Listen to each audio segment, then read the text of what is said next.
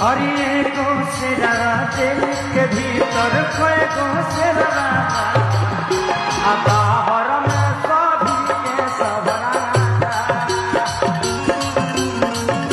के भीतर कोई गोसेरा बाहर में सब सूटर खूना खा।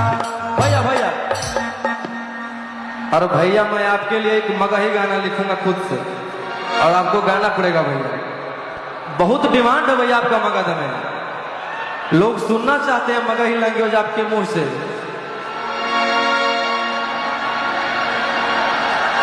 ओ मेरे ढोल सजना तू अब हार गया कि अपनी गलती से बेउर कारागार गया। अरे पैसा वो नहीं काम देता लोग वो नहीं काम देता। अरे लेता अब तोरा के बचा जहिया बेल लेके